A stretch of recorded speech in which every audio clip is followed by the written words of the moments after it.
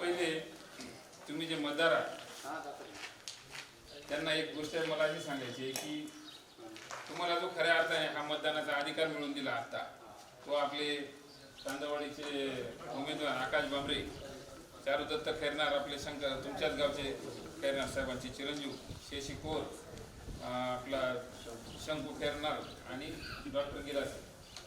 तर मित्रांनो, तुम्हाला ही गोष्ट माहिती नसेल की बाजार समितीच्या पंचवार्षिकचा जो पिरियड होता तो गेल्या 5.5 महिन्यापूर्वी संपला. म्हणजे 5.5 ते 6 महिन्यापूर्वी इलेक्शन लागायला पाहिजे होतं. परंतु विद्यमान संचालक मंडळ जे आहे त्यांनी थोडासा या गोष्टीला इलेक्शनला फाटा देण्यासाठी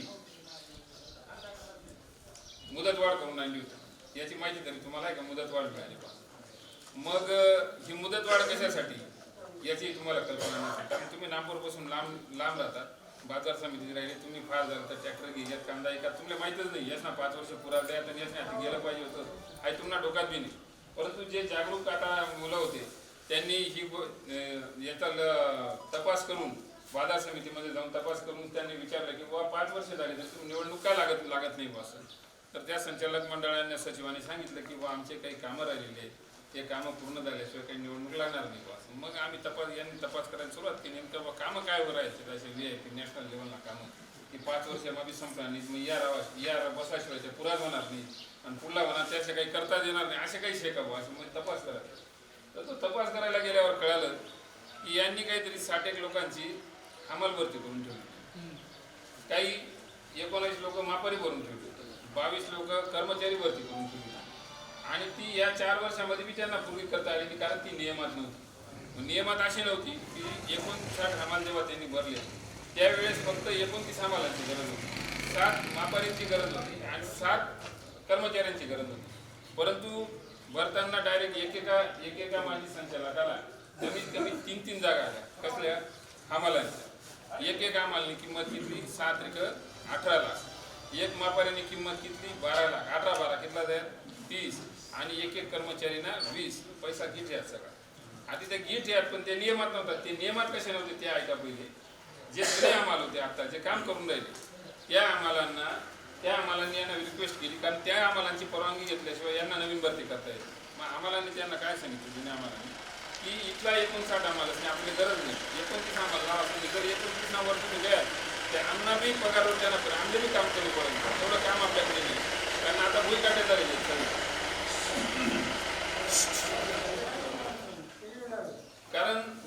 झालेले त्यामुळे प्रशासनाने त्यांना सांगितलं की भुई काटे झाल्यामुळे तुम्हाला एवढ्या 59-60 अमालांची गरज नाही. मग त्यासनी इथले करंजाडना डाळी म्हणा, हे म्हणा, सफरचंद म्हणा, अशा काहीतरी गोळा मिरीस करीसन ती वाढायचं त्याला परवानगी आणण्याचा प्रयत्न केला. पण त्याला आम्हाला मापारी लोक हे याच्यात गेले, कुठं कोर्टात गेले. कोर्टात गेल्यानंतर कोर्टाने स्टे दिला, जर तुम्हाला एवढ्या आम्हाला मापाऱ्यांची गरज नाही तर तुम्ही ते घेऊ नका, ते रिशेड्यूल करा. आता ते रिशेड्यूल करण्यासाठी निवडणूक गेली लागून त्यांना रिशेड्यूल काही करता येत नाही, ते नियमात बसतच नव्हतं. मग त्याचा त्यांना दुसरा मार्गच नव्हता याच्यामध्ये. त्यांनी काही मोठी रक्कम वरिष्ठांना देऊन काही मुदतवाढ आणली याच्यासाठी. मग ती मुदतवाढ आणल्यानंतर या युवकांच्या लक्षात आलं की यांनी मोठी रक्कम देऊन मुदतवाढ आणलेली आहे. मग आता मुदतवाढ हाणून पडायसाठी यांना न्यायालयात जाण्याशिवाय पर्याय नव्हता. ही मंडळी न्यायालयात गेली आणि न्यायालयाने कोर्टाने सांगितलं की तुमचे 5 वर्ष संपलेले, तुम्ही आता निवडणुकीला सांगा. माझं असं म्हणणं आहे की जर तुमचं काम चांगलं होतं, जर तुम्ही चांगलं काम केलेलं होतं, तुम्ही सरळ निवडणुकीला समोर जायला पाहिजे. आता माझ्यासारखे उमेदवार मागच्या पंचवार्षिकला उभे राहिलो, काम चांगलं होतं, तुमचा विश्वास मी कमवलेला तर मी पण आलो तुमच्या समोर.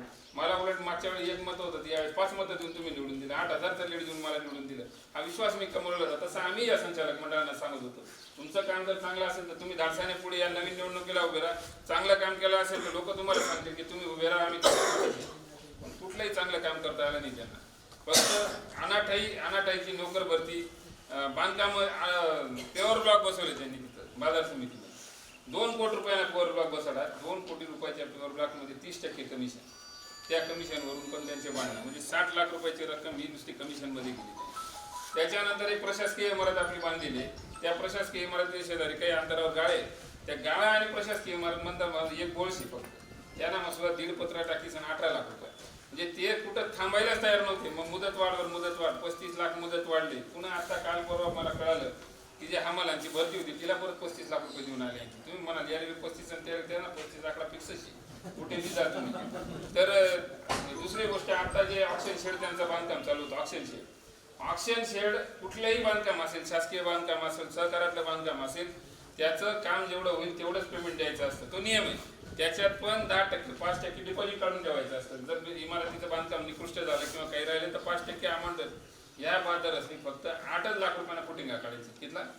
8 ते 9 लाख रुपयाच्या फुटिंगा असतील. 92 लाख रुपयाचा चेक इश्यू केला. आणि इतकं फास्ट, इतकं जोरात हे सगळं काम चालू होतं. मग हे सगळे युवक पोरं माझ्याकडे आले की दादा कोणी थांबायलाच तयार नाही, अनागुंदी कारभार चालू. म्हणजे शिवाजी महाराजांना काळानं आपल्या काळात सुद्धा काही फरक नव्हता. तवळ सुद्धा मोगल दाबेतच आणि आता सुद्धा हे मोगल बसायलाच शेतावाले. आपण काही विचारायला जात नाही. विचारायला गेला का मग या ना काम मोडा. पण अरे समाजामध्ये जागरूकता झाली पाहिजे. राजकारणामध्ये एक आदर्श कामकाज चाललं पाहिजे. आपण जर या गोष्टीला आळा नाही घातला तर उद्या आदेश सुद्धा विकायला नाही घेतलं, थोडं करून सुद्धा. आणि अशा पद्धतीचे जर लोक जर राजकारणामध्ये राहिले तर त्याच्याकडे बघण्याचा दृष्टिकोन सुद्धा अत्यंत घाण असणार. ते या 5 वर्षामध्ये प्यायचं पाणी देऊ शकले नाही, या 5 वर्षामध्ये शौचालय देऊ शकले नाही, या 5 वर्षामध्ये जे कांदा विक्री होती त्याचं फळकं पडतात. शेतकऱ्यांचा फार मोठा जिव्हाळ्याचा प्रश्न आहे. 250 रुपये त्याचे घेतात. 11 लाख रुपयाला त्याचा निलाव केला. आम्ही त्या निलाववाल्याला विचारलं का तू 11 लाख रुपये, तू 200 आणि 250 रुपये घेतो, तू फार झालं तर 30-40 रुपये घेतले पाहिजे. तो म्हणे दादा मला 11 पुरा करणार शेत त्या देवाई घ्या, मी करू कुठून? म्हणजे तुला नेमका खर्च मला काही 3-3.5 मग मनवी जातं म्हणे. ते तुम्ही विचार करा. नंतर चहा पाण्याचे जे बिल आहेत त्यांचे, व्यापारीचे चहा पाचते थोडा ना माहिती, थोडा ना संजीव विचारू दे. असू नको 12 लाखला चहा पाला द्यायचं विचारा द्यायचे. चहा अशा स्पेशल होता का मसाला नेमका कोणता होता? म्हणे गवती काय आलावाला काय सगळा तुळीस फुला द्यायचे तू. त्याच्यानंतर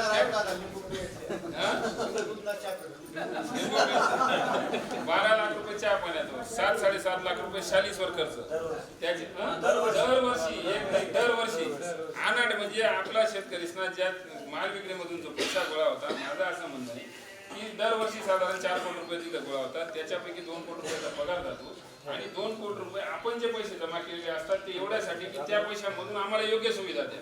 लक्षात आलं का? तो अशा पैसा वाटाळा करू नका. तुम्ही वापरायला नाही देईल त्यास आमनाकरता खर्च करा. पण त्यांनी 1 रुपया सुद्धा शाश्वतपणे आणि चांगल्या पद्धतीने आपल्यावर खर्च केलेला नाही. म्हणून हे लोक माझ्याकडे आले की दादा पॅनल तुम्ही द्या. म्हटलं माझे जेडपी सोडी दुसरा कार्यकारभार ते आवडत नाही, मी डोकंही खर्च करतो. पण मला सगळ्यांनी समजून सांगितलं तुम्ही जर पॅनल निर्मिती नाहीच काही तर मग हा पॅनल निर्मिती करणार कोण? कारण पूर्वी जयवंत नाना, नारायण मामा, राघव नाना, यशवंत बापू, रामचंद्र बापू हे मंडळी पूर्वी होती. फार चांगल्या पद्धतीचं राजकारण करायचे, विचाराने राजकारण करायचे. ते लोक ते टीम उभे करून द्यायचे. आता आपल्यामध्ये काही कोणी राहिलं. या सगळ्यांनी मला सांगितलं पॅनल बऱ्यापैकी तयार केलं. या पॅनलमध्ये 2 पॅनल आपले सरळ एक भाई आव्हानचा पॅनल झाला होता, एक माझा झाला होता.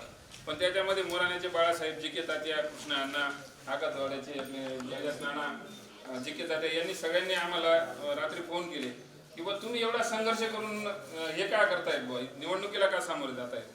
तर म्हटलं काय नाही, आम्हाला काम चांगलं करायचं म्हणून. अरे म्हणे मग ते भाई आपण ते सुद्धा चांगलंच काम करणार, त्यांचाही विचार चांगला आहे, तुमचा विचार चांगला आहे की थोडंसं एकत्र या. तुम्ही एकत्र येऊन पैशाचाही विपर्यास होणार नाही, कटुता वाढणार नाही. तर तुम्हाला जर चांगलं काम करायचं, सगळेजण चांगले नेते तुम्ही एकत्र आहे. तर मला असं आवर्जून सांगायचं मतदारांना, नागपूर विकास सोसायटी ही महाराष्ट्रातली 1 नंबरची संस्था आहे. महाराष्ट्रात तिला जर डिव्हिडंड वाटायचं, तिला एक्स्ट्रा डिव्हिडंड वाटायचं, तिला एक्स्ट्रा डिव्हिडंड जर वाटायचं असेल तर शासनाची परवानगी घ्यावी लागते. ही 2 संस्था आहेत फक्त, श्रीगोंदा आणि नागपूर. मग मला असं वाटलं की या विचाराचे, या व्यतिरिक्तचे लोक जर याच्यातला माणूस आपण संचालक जर नागपूर बाजार समितीमध्ये घेतला तर नागपूर विकास सोसायटीचा अंकुश बाजार समितीवर राहणार आहे. कारण ते स्थानिक पण लोक आहेत म्हणून आपण त्यांना दिलं. गिरीश आबा हे सोमपूरचे उमेदवार आहेत. सोमपूर विकास सोसायटीला गेल्या 25 वर्षापासून ते चेअरमन आहेत. गेल्या 25 वर्षापासून 100% वसुली आहे. गेल्या 25 वर्षापासून 15% डिव्हिडंड सातत्याने देत आलेले आहेत. आणि बापू बागलांमधल्या सगळ्या पुढाऱ्यांनी मला सांगितलं, जुन्या जाणत्या पुढाऱ्यांनी, की गिरीश आबाची उमेदवारी घ्यायची. मी त्यांना सांगितलं, म्हटलं बाबा आबाची नातेवाईक साखरी विक्री इकडे तिकडे जास्त आहेत, आपल्याकडे लिंक होत नाही. त्यामुळे काही असेल भाषणांमध्ये समजून सांगा लोकांना की गिरीश आबाचं काम कसं आहे आणि मार्केटमध्ये अशा चिकित्सक माणसाची आपल्याला गरज आहे. म्हणून आपण सोमपूरच्या गिरीश आबांची उमेदवारी घेतली. स्वतः BE सिव्हिल आहे डिस्टिंक्शनमध्ये. आणि त्यांचा प्रॉब्लेम असा आहे की त्यांच्या समोर आपले आनंदपूरचे उमेदवार आहेत बाबा, पैशावाला माणूस आहे, विचार शून्य, काहीच कळत नाही, फक्त कितला टक्का आणि कितला कमिशन याने बेरजा वगैरे एवढंच. त्यांच्या समोर गिरीसाहेब आपला उमेदवार आहे, तर ती चूक मात्र कोणी करायची नाहीये. मग मी आपल्या आसखेड्याच्या आहे, तुमच्या गावच्या त्या बहीणच आहे, सर्वसाधारण कुटुंबातली महिला, मी त्यांना आग्रह केला की तुम्ही माझ्याबरोबर चला, आपल्याला या पॅनलमध्ये चांगलं काम करायचं आहे. KP कापडणे भाऊसाहेब चांगले ग्रामसेवक होते, ते त्यांनाही चांगला काम करायचा अनुभव आहे. कोर सर आपले MEPचे पूर्वीचे सभासद आहेत, त्यांनी सुद्धा म्हणजे सगळी अनुभवी टीम याच्यात. आणि वैचारिक तुम्ही सगळ्या पर्सनॅलिटी बघा, उमेदवार कसे येतात, सगळे चांगल्या विचाराचे लोक आहेत. आपल्या चांदलकर सुद्धा एकदम सरळ सरळ माणूस, त्या विचाराला आबानी गोवानी चापराची एकदम सरळ माणूस.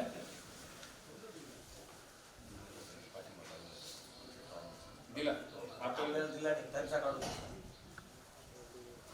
हो त्यांचा काढून घेतला, आपल्याला दिला नाही आपल्याला, पण त्यांच्याबरोबर. ओके ओके, मी सांगतो. त्याच्यानंतर शिक्षकांमध्ये सुद्धा 6 शिक्षक उमेदवार मागत होते आपल्याला. माझी थोडीशी शिक्षकांमध्ये ना, मी स्पष्ट बोललो, यालाही बोललो, पंकजला, आनंदालाही बोललो द्यायला की मेहरबानी करून शिक्षकांनी सध्या काही गडबड करू नका. पण युवराज दादा एक माणूस असा होता, मला पारनेर, नितानं, आखतवाड, बिजोट इथून सगळ्यांकडून एकाच उमेदवाराचं नाव आलं की युवराज पवारांना उमेदवार, आणि मलाही त्यांच्या कामकाजाची चांगली माहिती होती. म्हणून युवराज दादा सुद्धा, आणि अत्यंत चांगलं संघटन असलेला तो माणूस आहे, म्हणून आपण त्यांनाही घेतलं. विशेष आनंदाची गोष्ट, पारनेरमध्ये आल्यानंतर आपल्या या गावचे सुरेश पवार यांनी समोरच्या पॅनलला पाठिंबा दिला होता. ते त्यांच्यामध्ये पॅनल उभारणी करण्यामध्ये त्यांचा सिंहाचा वाटा होता. पण मला आताच पंकजकडनं निरोप मिळाला, त्या पॅनलचा त्यांनी पाठिंबा काढून घेतल्याबद्दल मी त्यांचा सदस्य आभार. चांगल्या वाटचालीला थोडा वेळ लागतो, कठीण रस्त्याने प्रवास करावा लागतो, पण वैचारिकता विचार बदलले. त्यांच्यात असं होतं बरं का, की त्यांची नीतिमूल्य पाहून घेतली त्यांनी सुरुवातीला केलं, पण बघून घेतलं की यांच्याकडनं काही नाही, सरळ दिल्ली निघून गेले. ते म्हणजे आता याच्यात भाग घ्यायचा नाही, डायरेक्ट स्पष्ट सांगून नाही. आता इथं काय झालेलं आहे, सगळे दाजी आपल्या इजमानाचे आहेत. आता त्यांची ओळख घेतो. आपल्या खऱ्या बाजार समितीची स्थापना कोणी केली, दिला ना, काय नाव तुळशीराम पाटील. आपल्या बाजार समितीत त्यावेळेस पहिले चेअरमन ते झाले, आणि ह्या बऱ्याचशा नागपूर संपूरच्या सटाण्याच्या जागा, सटाण्याच्या डेव्हलपमेंट त्या माणसाने करून ठेवलेल्या आहेत, कोणी बिला अण्णांनी. म्हणून मला विचार, आणि दागिना नंबर येतील दादा कशाला लागणार, दागिना मी खरंच बिला अण्णांमुळे घेतला. किंवा ज्या माणसाने एवढं कामकाज करून घेतलं, त्यांच्या कुटुंबात, त्यांच्या गावात आपण एक उमेदवारी द्यायची, म्हणून आपण लोटंदागी सुद्धा उमेदवारी दिलेली आहे. पंकज आपला शिक्षक आहे, आपण जी साहेब आमचा टेंब्याचा थेट सरपंच मधून निवडून आलेला आहे, संदीप आहे, आकाश आहे, सगळी चांगली टीम आपण घेतलेली. खूप चांगलं काम चांगलं करण्याचा मानस आपला आहे. जशी जशी संधी तुम्ही मला पारनेरवाल्यांनी दिली, आणि आज काय मी इथं आल्यानंतर मला एवढं भरभरून प्रेम सगळ्यांनी दिलं, चांगल्या मतांनी निवडून दिलं, त्याच्यामुळे मला चांगलं काम करता आलं. करंजाडीच्या नदीवर मला अनेक खेटीवर बांधता आले, तुमचे रस्ते पूर्ण करता आले, जे छोटे मोठे काही तुम्ही कामं सांगितलेले असतील ते मला चांगले करता आले. याच्यामधनं इथं बापू बसलेले, दोघं बापू, अनेक मान्यवरांचा मला विश्वास कमवता आला. आज एवढ्या वयामध्ये सुद्धा मी, म्हणजे दोघं पेशंट आहेत, ते चांगले पेशंट आहेत, पण यतीनदादा येणार आहेत म्हणून अनेक वृद्ध इथं येऊन मला भेटण्यासाठी आले. हा विश्वास मी यांच्यामधनं कमवलेला आहे. मी बापू हायबी सांगत की मार्केट कमिटी सुद्धा अत्यंत चांगलीच चालू, त्याच्या म्हणजे अभिमान वाटेल की आपण दादाने सांगितल्याप्रमाणे आपलं कामकाज केलेलं आहे. तर पुन्हा एकदा एक कळकळीची विनंती अशी आहे मतदारांना, 100% 15च्या 15 उमेदवारी आपल्या यांना मतदान करणार आहात आपण. याचं कारण असं की मागच्या संचालक मंडळाला एक मोठा प्रॉब्लेम आला, ग्रुप पडले होते त्यांचे सुरुवातीला. जेव्हा ग्रुप पडले तेव्हा 1-2 मतं त्यांना कमी पडले, सभापती उपसभापती बसायला, म्हणून व्यापाऱ्यांची मतं त्यांना घ्यावी लागली. मग त्यावेळेस काय होतं, व्यापाऱ्यांचा अंकुश संचालक मंडळावर येतो, संचालक मंडळाचा वास्तविक अंकुश याच्यावर पाहिजे, कोणावर, व्यापाऱ्यांवर. पण त्यांना नाईलाज झाला या संचालक मंडळाचा सुद्धा, त्यांना त्या पद्धतीने ते काम करता आलं नाही. त्याच्यामुळे मी हात जोडून विनंती करू, तुम्हाला जर मतं द्यायची असतील आणि खरोखर त्या मार्केट कमिटीमध्ये सुरक्षितता पाहिजे असेल आणि सगळ्या सुखसुविधा तुम्हाला पाहिजे असतील तर पूर्ण पॅनलला मतदान द्या, क्रॉस वोटिंग करू नका. एवढं मी बोलतो आणि माझे 2 शब्द संपवतो.